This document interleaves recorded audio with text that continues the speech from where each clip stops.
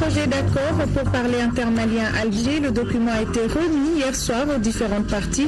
Aucune réaction officielle pour l'instant et un délai de 48 heures est donné aux deux parties pour étudier le document afin de le parapher.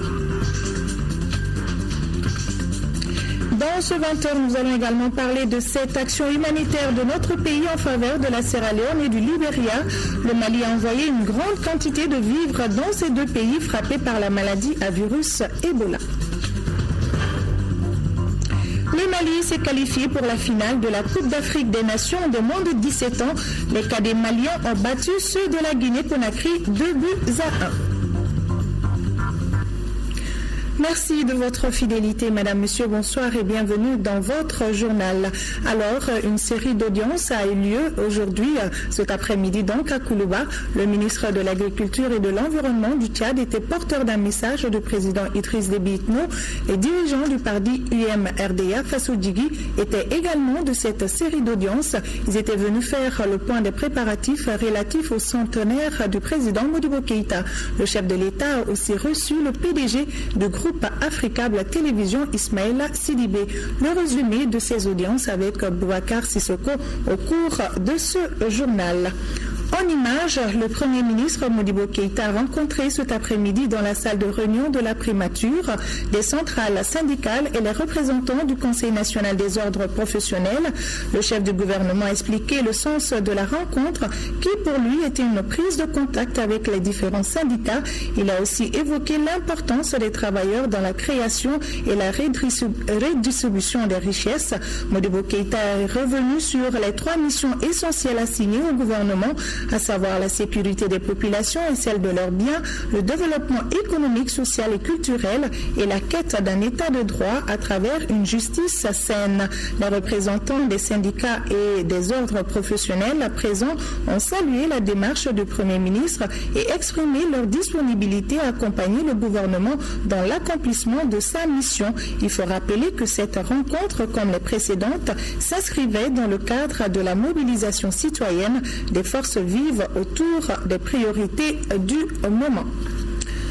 Un nouveau projet d'accord au pourparlers intermalien à Alger. Le document a été remis hier soir aux différentes parties. Une nouvelle proposition de la médiation qui, ces derniers jours, a œuvré sans cesse à la recherche d'un compromis dynamique entre le gouvernement et les groupes armés. Aucune réaction officielle pour l'instant. Les états-majors s'affairent autour du dit texte en vue de l'étudier pour éventuellement le parapher. Un délai de 48 heures leur est accordé pour cela.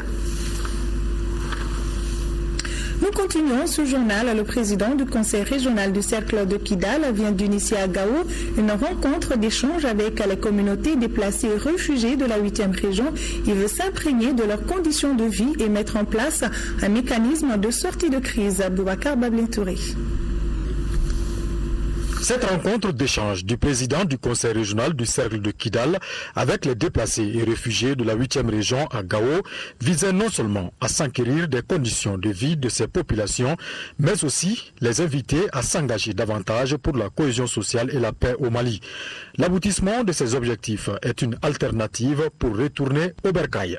Quand il y a la paix demain, de retour au Bercail, quelles sont les conditions qu'il faut et aussi les informer que les autorités de la région de Kidal seront proches d'elles au besoin à chaque fois qu'il y a, puisque nous serons régulièrement dans la cité des Esquins, nous serons à Bamako, nous serons à Kidal, nous serons à Guelhok, comme je l'ai fait régulièrement, en tout cas pour être proche des populations. Des questions relatives au vivre ensemble et à la cohésion sociale entre les communautés, les attentes de celles-ci vis-à-vis des plus hautes autorités du pays dans les pourparlers d'Alger en cours ont été les points essentiels de cette rencontre d'échange.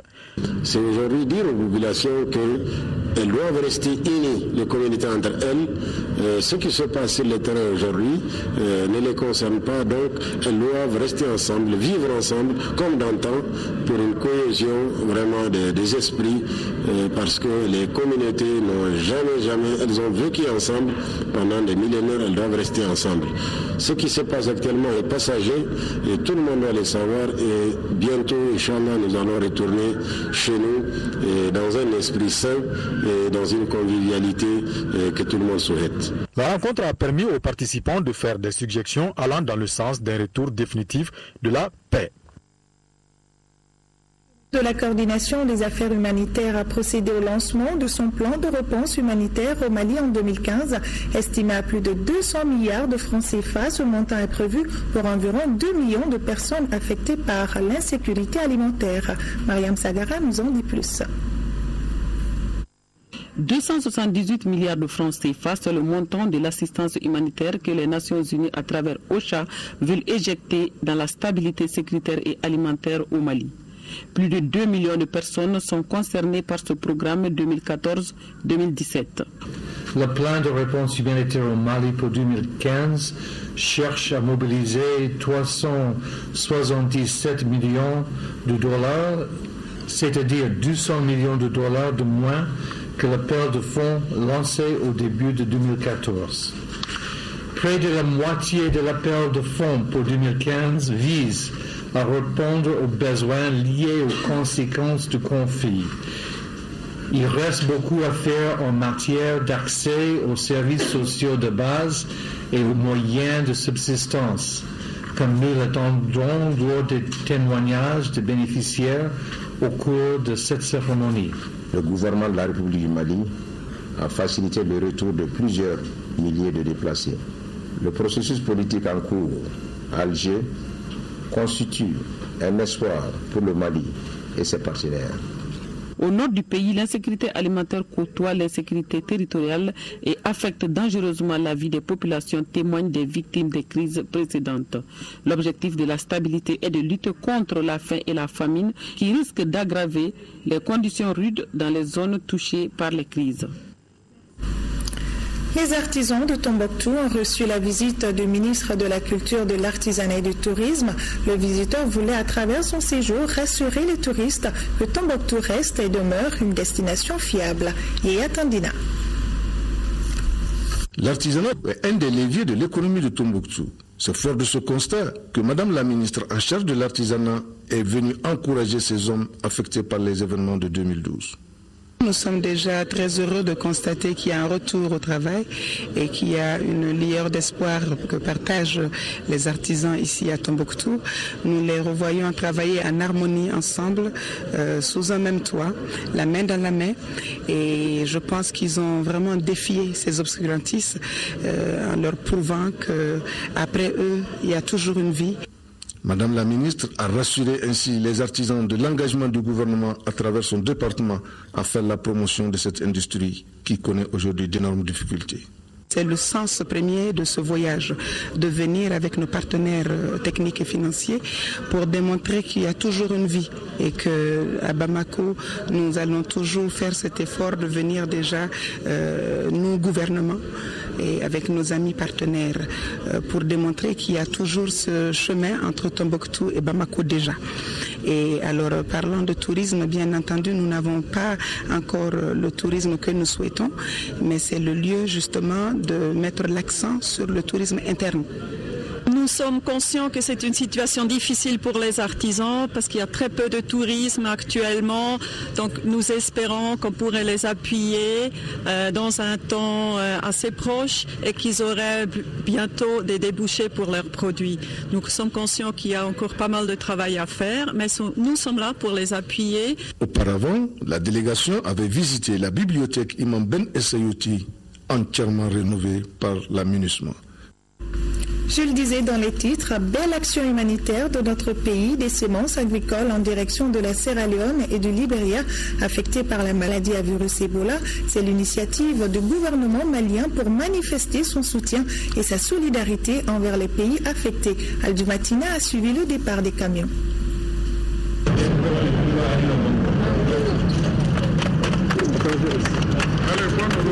Ces gestes du ministre du Développement rural, Bokar Treta, donnent le ton du départ du convoi humanitaire en direction de la Sierra Leone et du Libéria. Environ 4 camions contenant des semences agricoles, à savoir le riz et le maïs, sont déployés par le Mali pour la Sierra Leone et le Libéria, touchés par la maladie à virus Ebola, et qui a porté un grand coup sur le fonctionnement de la sécurité alimentaire de ces pays. Face à cette situation, le gouvernement du Mali a répondu ainsi à l'appel de la CEDEAO qui a donné mandat au programme de productivité agricole en Afrique de l'Ouest de coordonner une action humanitaire envers les pays affectés. Le Mali s'est donc engagé à fournir à travers ce programme 31 tonnes de semences certifiées de riz à la Sierra Leone. Concernant la semence certifiée de maïs, cette livraison est destinée au Libéria. Elle représente 79 tonnes, sur lesquelles 12 tonnes, soit 9 millions de francs CFA, constituent un don. Cette fourniture représente une contribution de notre pays à l'effort sous-régional de lutte contre les effets néfastes de l'épidémie.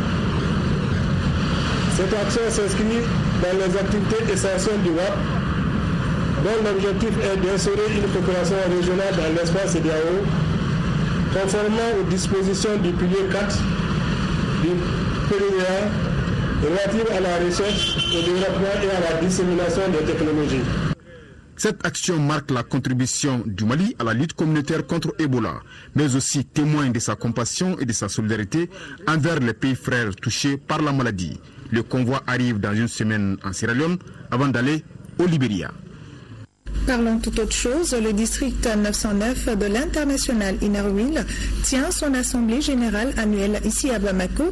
Le bilan financier et l'approbation du procès verbal d'Abidjan sont entre autres sujets au centre de cette session. La rencontre était présidée par la première dame Keïta Aminata Maïga. Le point avec Ramata Konate. Votre combat est noble, votre combat est le mien. C'est en ces termes que la première dame du Mali a qualifié les actions de l'International Innerville District 909. Ces actions sont aujourd'hui visibles dans chacun des pays du district 909, Bénin, Togo, Burkina Faso, Côte d'Ivoire, Sénégal, Mali. Au Bénin, l'hôpital mère-enfant de Cotonou vient de bénéficier de 2 respirateurs pour nouveau-nés d'une valeur de plus de 11 millions de francs, dont du club Cotonou-Djama. Les Innervilles du Mali, en collaboration avec la population de Dalala, village à 40 km de Kita, région de Taï, ont construit la première école primaire de 5 classes en 2003. L'école compte aujourd'hui plus de 300 élèves, dont 50% de filles. C'est une école entièrement dédiée à la scolarisation de la petite fille. Vous devez aussi initier des stratégies de mesures d'accompagnement afin que celles qui y sont inscrites soient maintenues à l'école le plus longtemps possible. Pour leur assemblée générale annuelle, les 15 clubs du district 909 réfléchissent sur un thème relatif au bien-être de la femme et de l'enfant. Le thème de cette année, Light the Path, ou éclairer le chemin, nous rappelle que nous devons chaque jour faire un peu plus afin d'éclairer le chemin, j'allais dire le monde des démunis. Les femmes et les enfants constituent les groupes cibles d'Innerville International. La 14e assemblée générale de cette ONG fait aussi le bilan à mi-parcours de l'exercice en cours. Sur un tout autre plan, le mouvement Sabati réitère son soutien au président de la République, Ibrahim Boubacar Keïta, ainsi qu'aux forces armées et de sécurité. Les responsables de l'association l'ont fait savoir lors d'une conférence de presse suivie par notre reporter Nouroum Sissoko. Les prises de position du mouvement Sabati 2012 sur les grandes préoccupations intéressant la vie de la nation ont fait l'objet de multiples interprétations. En ce qui concerne la crise du Nord, le mouvement Sabati 2012 salue la détermination, le courage, la vigilance du gouvernement dans le cadre de la résolution définitive de cette crise. Il invite aussi ces derniers à s'associer avec toutes les expériences, compétences et expertises nationales afin d'éviter les erreurs du passé. Le mouvement Sabati estime que l'unité nationale, l'intégrité territoriale, la cohésion sociale et la souveraineté nationale doivent être préservées. C'est pourquoi le mouvement Sabati 2012 est plus que jamais déterminé et mobilisé pour un sursaut national autour du caractère républicain de l'État du Mali, de son intégrité territoriale, de son unité nationale, du président de la République et de l'ensemble des amis sincères du Mali, des forces armées et de sécurité du Mali pour leur bravoure et leur engagement pour la libération totale du pays. Nous sommes aussi convaincus qu'on peut gagner une guerre par les armes, mais qu'on ne pourra jamais gagner une paix et une réconciliation par les armes. Le mouvement Sabati 2012 soutient et croit fermement au dialogue dans une approche inclusive de vérité et de justice. Les membres de Sabati soutiennent les plus hautes autorités et appellent les Maliens à une synergie d'action. Le mouvement Sabati 2012 réaffirme ici, haut et fort, son soutien indéfectible au président de la République pour qu'il traduise son programme de gouvernance dans la paix et dans toute la sérénité requise. Pour le président de Sabati, son association n'a pas vocation à se substituer au peuple ou à conquérir le pouvoir. Sabati entend surtout renforcer les partis politiques pour une démocratie participative. C'est la salle de presse de CICB qui a abrité ce matin la cérémonie de lancement des journées de réflexion des inspecteurs des impôts. C'était sous la présidence du ministre de tutelle, Mamadou Igor Diarra. L'objectif de ces journées est de faire des propositions concrètes pour une réforme institutionnelle du dispositif en place. Nianyalou Traoré. Le Mali a-t-il une politique fiscale qui répond toujours aux besoins des marchés nationaux et internationaux? Nos textes et législations permettent-ils toujours de favoriser la croissance et le climat des affaires? En somme, est-ce que notre système d'imposition est en phase avec la mondialisation de l'économie? Voilà autant de questions sur lesquelles les inspecteurs des impôts tenteront de trouver réponse. C'est à la faveur des journées de réflexion organisées à leur endroit.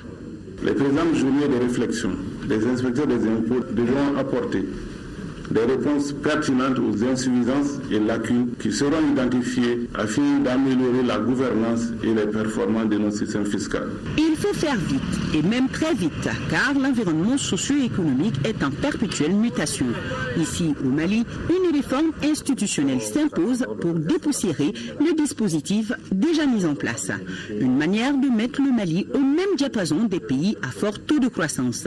Pour y arriver, les partenaires techniques et financiers réitèrent leur engagement. Je peux vous assurer au nom des PTF de notre soutien entier et nous allons continuer à apporter des idées, des appuis, des expertises.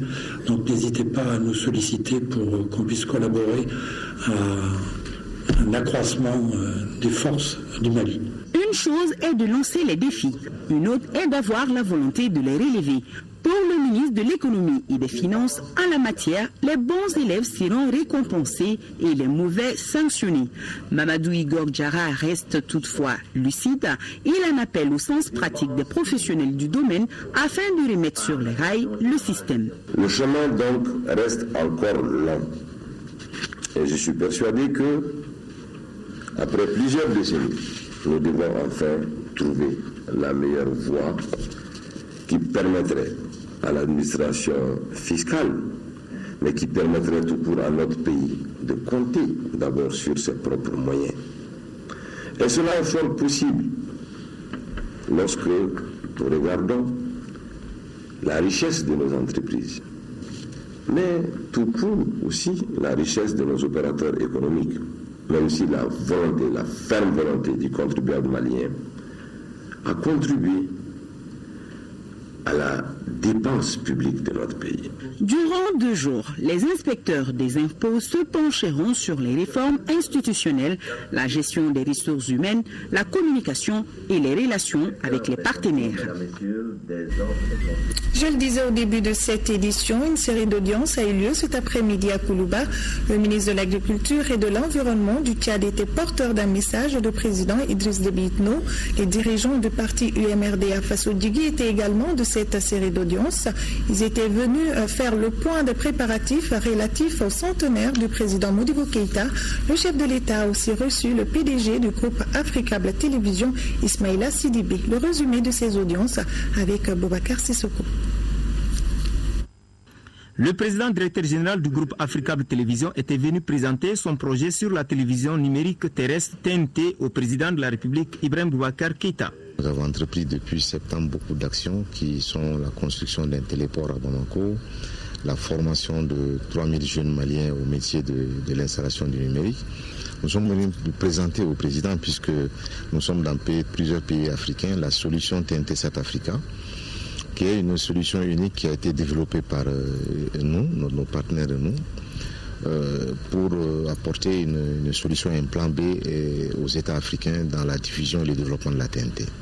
Quant aux responsables du bureau politique national du parti UMRDA Faso Djiki, ils ont fait le point de l'état d'avancement des préparatifs des festivités commémoratives des 100 ans du président Modibo Keïta. En sa qualité de premier président de la République du Mali et premier secrétaire général de l'Union soudanaise RDA, le Mali se doit de fêter son centenaire avec brio. Et puisque le chef de l'État a décidé de le faire avec le parti et avec tous les Maliens, et donc nous sommes venus échanger, puisque le parti travaillait sur ce sujet depuis quelque temps déjà. Nous sommes venus lui faire le point de la situation. L'émissaire tchadien est le ministre de l'Agriculture et de l'Environnement. Madame le ministre était porteur des messages du président Idriss Déby Itno à son homologue du Mali, le président Ibrahim Boubacar Keïta. Ce message est relatif au sommet du comité permanent inter-État de lutte contre la sécheresse au Sahel, SILS, prévu ici au Mali, courant mars 2015. Durant cette rencontre, le Tchad passera le témoin de la présidence au Mali. Et il est prévu donc d'organiser ce sommet-là courant mars 2015 ici à Bamako.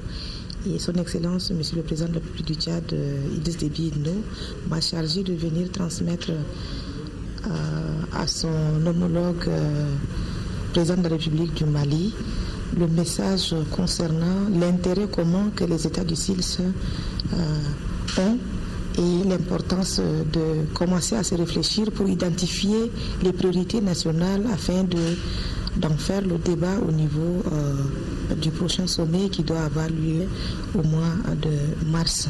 Il est à rappeler que la présidence du SILS est tournante.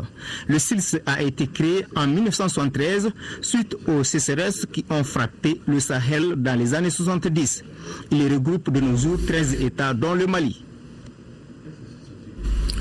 Partons à Paris à présent pour parler du Salon international de l'agriculture. Après 5 jours de vente promotionnelle, les avis des exposants maliens sont mitiges. Pendant que la mangue se porte à merveille, les autres produits ne semblent pas connaître la même chose. Le reportage de nos envoyés spéciaux à Paris, Seydou Sissoko et Nyanza Koulibaly.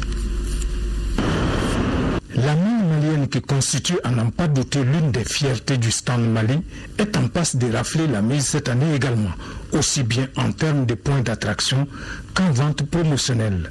Ainsi, malgré le retard accusé à l'arrivée par la plupart des produits pour des raisons de contrôle douanier et phytosanitaire, la mangue ne connaîtra pas de mévente selon les responsables de la filière. La mangue malienne a été vraiment sollicitée par plusieurs personnes et par plusieurs pays par rapport au goût et par rapport à la qualité.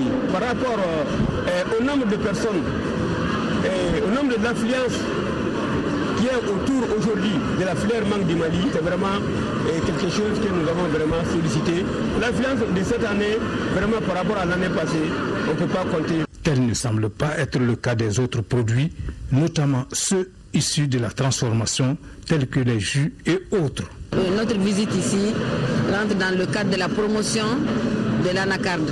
C'est-à-dire que nous sommes venus avec des produits transformés pour voir comment on pourrait avoir des partenaires pouvant appuyer nos bénéficiaires sur le terrain. Et les gens aiment beaucoup l'anacarde, surtout l'amande grillée, est très connue, mais le jus de pomme n'est pas très connu.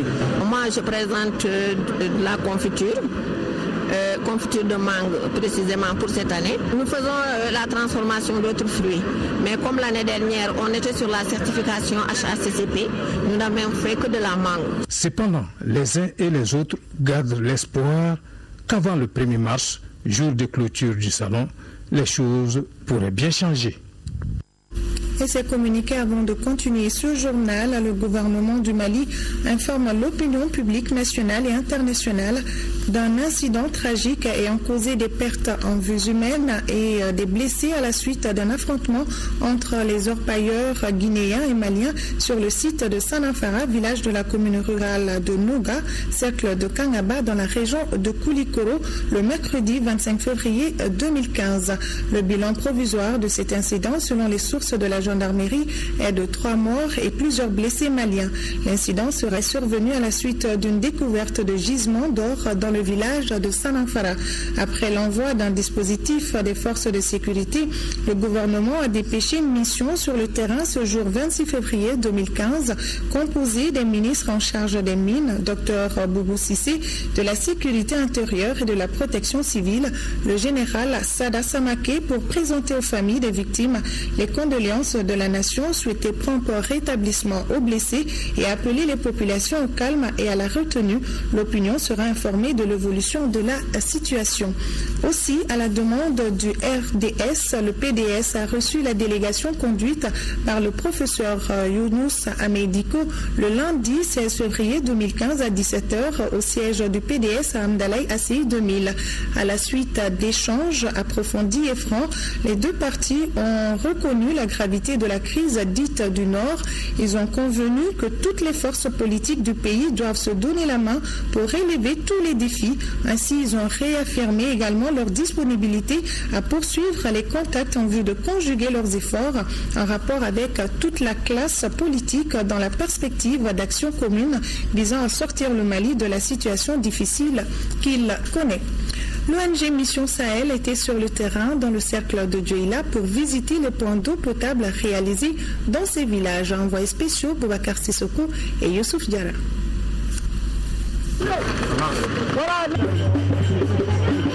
L'organisation est la base du développement, dit-on. Cela a été bien saisi par l'ONG Mission Sahel qui s'est inspiré de l'expérience du syndicat intercommunal du Ségala en France pour organiser les communes de Banco, Massigui et Nyanchila dans le cercle de Djoila en syndicat intercommunal pour la gestion solidaire, durable et efficace de l'eau potable. Dès lors, ce syndicat s'est mis à la tâche. Chaque ménage des 96 villages des communes paye une cotisation de 5 francs par jour pour s'approvisionner en eau potable et à volonté. Cette initiative a permis au syndicat Baniko Djissanouma, avec le concours de son homologue du Ségala en France, de réaliser un nouveau point d'eau potable dans 8 villages. En cotisant 5 francs par jour, nous avons aujourd'hui jusqu'à 10 millions. Avec ces 10 millions, nous pouvons vraiment faire d'autres réparations. Nous sommes prêts, avec les autres partenaires, avec l'État, à trouver des solutions innovantes. Cette expérience de mutualisation des efforts et de compétences a permis au syndicat Baniko Djissanouma de réparer chaque cas de panne en moins de 3 jours. Grâce aussi à l'État, la direction de l'hydraulique et à tous les partenaires, ce projet a pu être mené à son terme et aujourd'hui on peut voir qu'il y a vraiment des résultats. Cette manière de gestion du syndicat Baniko Djissanouma a fait des émules.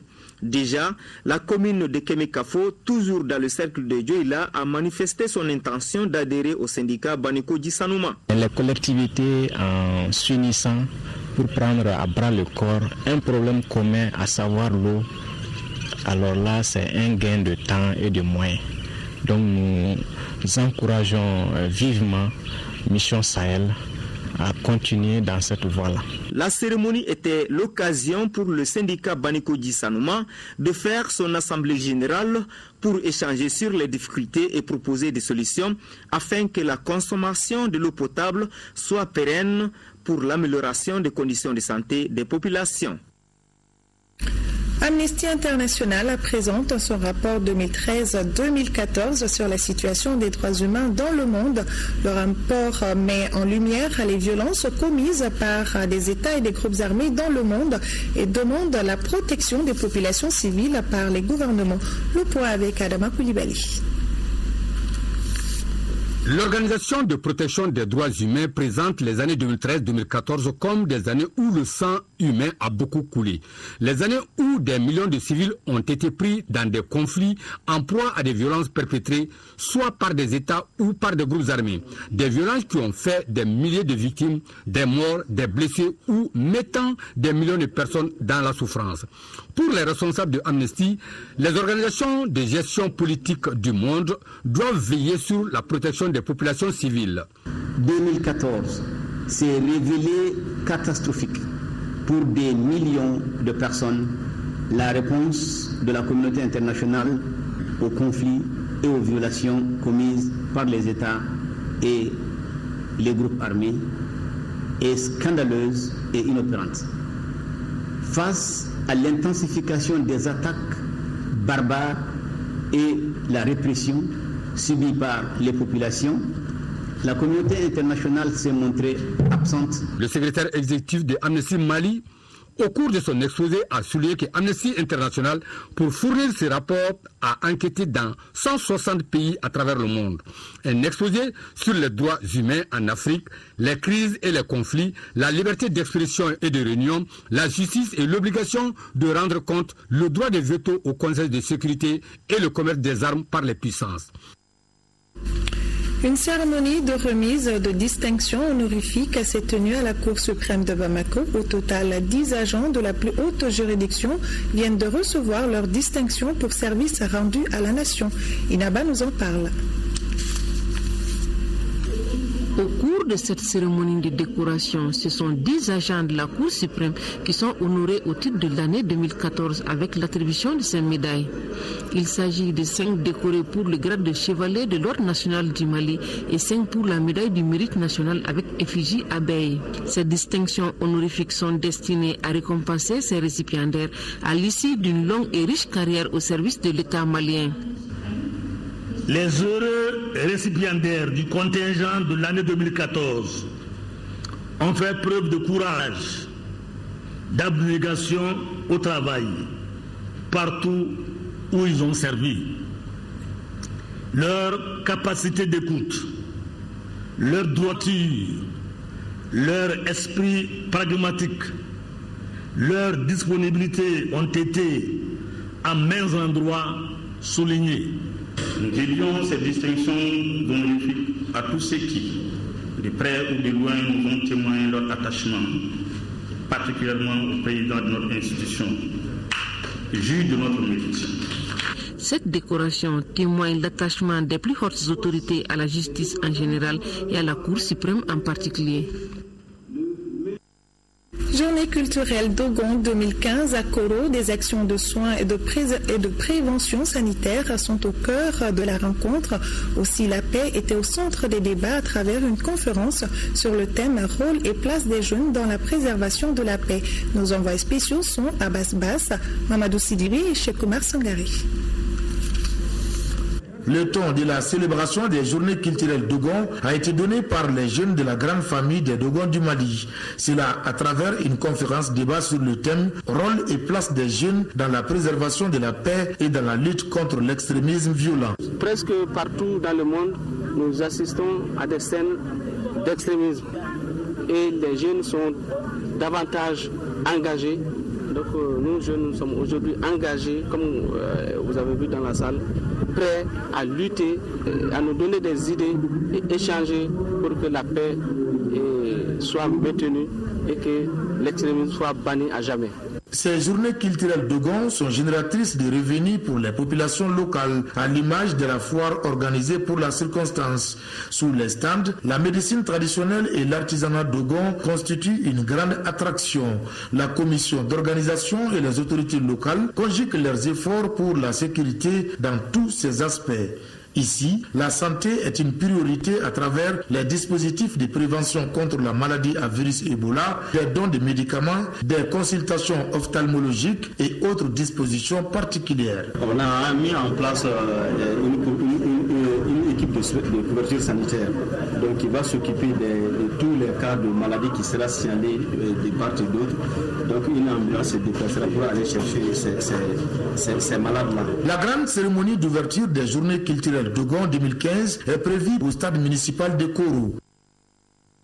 Culture toujours, à cette nouvelle apparition désormais dans vos kiosques, son nom, Culture. Dans ce premier numéro, vous pourrez lire des articles consacrés au FESPACO et le portrait de certains artistes maliens. À noter que cet hebdomadaire culturel est gratuit. Désormais, dans vos kiosques, notre culture. En première région, inauguration de la maternité des villages de Mondenkane et de Bankame. L'infrastructure a coûté plus de 27 millions de francs CFA à l'ONG allemande Mali. Compte rendu, Jafar Aïdara. Fini la traversée du fleuve pour les habitants de l'île de Modinkane pour des soins ou accouchements.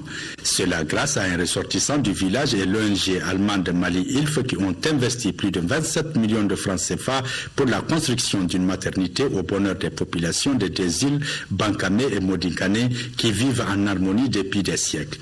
Je suis très comblé, il faut le dire, c'est toujours comblé. S'il faut chaque jour faire traverser les femmes en état de grossesse d'une rive à l'autre là, vraiment c'est un goulot d'étranglement. Ce joyau architectural est composé de 2 salles de garde, d'une pharmacie, une salle de soins, une salle d'accouchement, une salle d'hospitalisation et un puits à grand diamètre.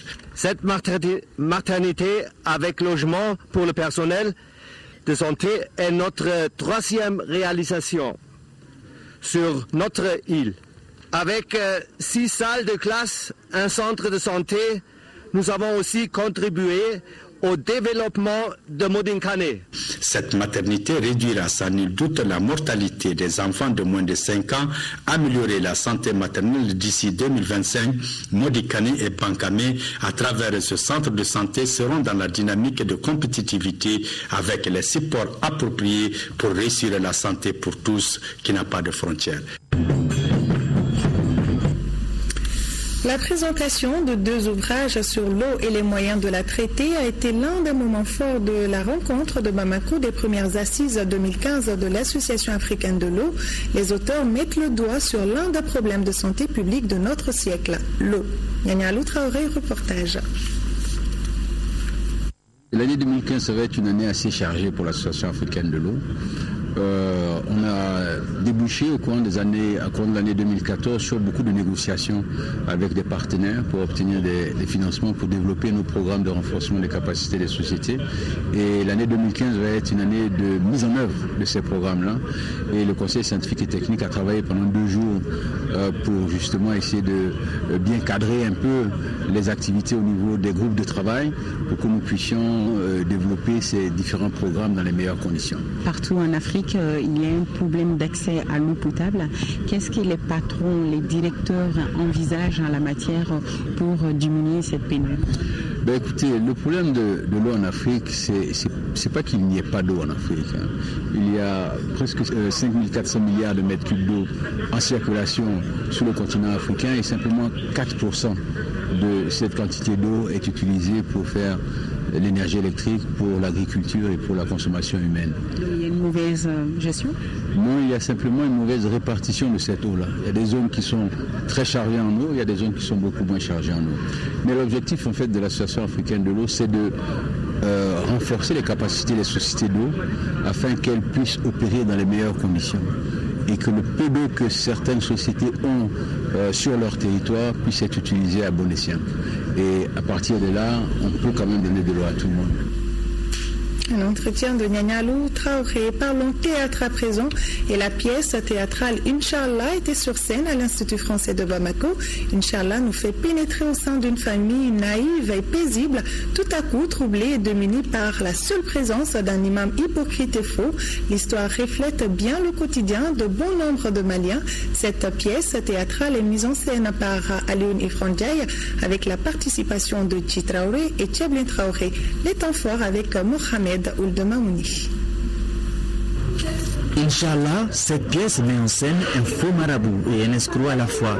Du nom de Ladji, ce marabout fait graviter autour de lui de sales affaires. Tantôt il promet une vie de rêve à ses clients, tantôt il prêche à tout vent ses pouvoirs mystiques capables de régler des affaires compliquées. Cette mise en scène touche un peu à tout et reflète aujourd'hui le visage de notre société. La première pièce c'était Tangini Bougou, celui-là c'est Inch'Allah. Les deux c'est plus ou moins le même registre, donc c'est la satire sociale, c'est la critique de la corruption, la critique de nos mœurs qui sont en train d'être délitées, c'est la critique surtout de l'instrumentalisation de la religion. Je crois que c'est un thème extrêmement actuel. Un très beau spectacle, très original. Tartuffe adapté au contexte malien de la réalité que nous vivons aujourd'hui. Les travers sociaux, les déviations, l'utilisation du nom d'Allah subhanahu wa ta'ala, le Tout-Puissant, à des fins d'exploitation, d'escroquerie. Au-delà donc du ministre du culte, des religions, c'est plutôt le citoyen, l'homme qui est interpellé. Inch'Allah est interprété par 7 comédiens de renom. L'auteur de cette pièce théâtrale est Alioune Ifranjai. Dans le cadre du festival Yéredon, l'association Blomba Paris, en collaboration avec l'association Blomba de Kita, vient de doter le centre de santé de référence de la ville en matériel. Compte rendu Lamine Keita. En accordant ces lots importants de matériel médical au centre de santé de Kita, les ressortissants du cercle de Kita vivant en France prouvent par cet acte qu'ils se soucient du développement de leur localité. Ces appareils vont contribuer ainsi à améliorer les soins de santé de la population. Nous comptons beaucoup travailler pour la santé à Kita, surtout vu le nombre de décès liés aux accouchements. Donc tous ces trucs nous ont motivés à créer cette association. Nous ferons bon usage pour que effectivement le gros problème du Mali, qui est la mortalité maternelle et infantile, puisse diminuer significativement. Le préfet du cercle de Kita salue cette donation de l'association Blomba Paris qui va permettre d'améliorer la qualité des soins. Donc je profite encore de la même occasion pour inviter le médecin-chef à en faire un bon usage pour l'intérêt vraiment des populations du cercle de Kita. Encore une fois, merci. L'association Blomba Paris, en collaboration avec celle de Kita, ne compte pas s'arrêter en si bon chemin. Elles envisagent de mener d'autres actions de solidarité, notamment le mois d'octobre prochain, pour le bonheur des populations de Kita. Sport football, CAN championnat d'Afrique des nations de moins de 17 ans au Niger 2015. Le Mali s'est qualifié pour la finale suite à sa victoire 2-1 contre la Guinée et c'était cet après-midi, suivant les temps forts de ce match. 33-1, 55, 07, 58, 00 avec ce ballon qui rentre au fond des filets et le Mali qui inscrit le premier but de cette deuxième demi-finale par l'intermédiaire de son attaquant défensive et ça permet aux Guinéens d'obtenir un corner. La tête et le but, superbe action. À la 50e minute, la Guinée qui inscrit le but égalisateur par l'intermédiaire de ce joueur. Allez, il va se lancer pour ce coup franc avec son pied gauche.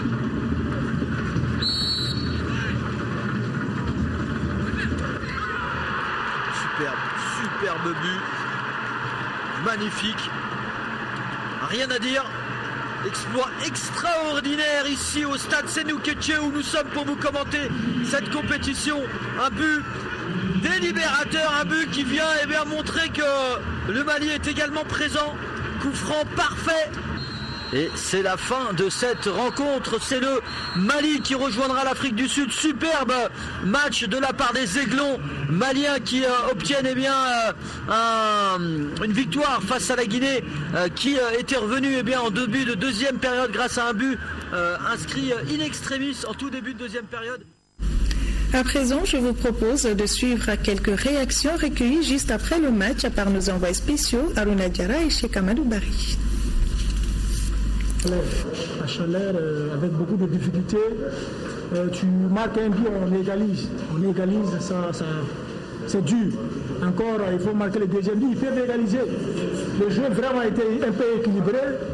Il faut reconnaître que ça n'a pas été facile. C'était un match, ça a été vraiment laborieux. Seulement nous, on a eu la chance, on a eu des occasions nettes aux marques. Bon, ils n'ont pas eu la chance, ils marquent un but. C'est le football et puis ça passe. Pour ce match-là, je savais que ça allait être difficile. Et parce que cette équipe guinéenne, on la connaît très bien. On a joué 2 matchs contre eux. On a gagné la première match 3 jours. Ils ont gagné le match, la deuxième match 2 jours. Mais on est venu à bout. Donc c'était une finale contre la Guinée cette fois-ci. Oui, c'était une finale, mais on a su relever le défi. J'ai dédié cette victoire à la population malienne. Bon, je prends cette victoire très à cœur.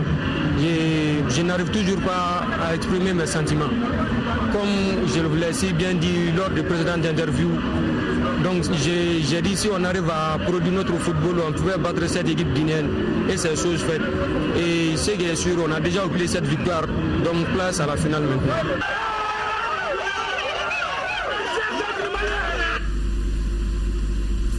Et ce message de félicitations de Ibrahim Boubacar Keïta, président de la République, chef de l'État à l'équipe nationale cadette de football du Mali suite à sa qualification pour la finale de la 11e édition de la CAN. Mes chers enfants, vous venez de vous qualifier à Niamey au Niger pour la finale de la 11e édition de la Coupe d'Afrique des Nations dans la catégorie des cadets en battant l'équipe nationale de Guinée par le score de 2-1. Je voudrais saisir l'occasion de cette belle victoire pour vous adresser mes chaleureuses félicitations ainsi que celles du peuple malien. Je n'ai pas de doute que le courage et la détermination dont vous avez fait montre jusque-là vous permettront de finir cette compétition en toute beauté. Par ma voix, le peuple du Mali vous encourage et vous apporte son soutien inconditionnel sur le chemin du sacre continental qui est à votre portée. Mes chers enfants, dimanche prochain à l'occasion de la finale, les Maliennes des villes et des campagnes ainsi que tous nos compatriotes de l'extérieur vous soutiendront de la voix, des gestes et vous accompagneront de leurs bénédictions et prières, convaincus que vous mouillerez le maillot à la hauteur de l'espoir qu'ils placent en vous. Et également, vous êtes sur les traces de vos prestigieux aînés qui ont défendu les couleurs nationales sur tous les stades du monde. Par la grâce d'Allah, vous saurez saisir la belle opportunité qui s'offre à vous pour entrer dans l'histoire. Courage et qu'Allah vous assiste sur le chemin de la consécration ultime. La finale Mali-Afrique du Sud aura lieu donc dimanche à partir de 18h. Auparavant à 15h, le Nigeria et la Guinée s'affronteront pour la 3e place. Bonne chance à nos cadets pour la finale. Voilà, c'est la fin de cette édition. Merci à vous de l'avoir suivi. La rédaction vous donne rendez-vous demain à 10h et à 13h pour d'autres points de l'actualité avec Amara Malé Diallo, avec Amadou Sankaré et vous serez avec Amara Malé Diallo cette fois-ci à 20h. Portez-vous bien et à très vite sur le RTM.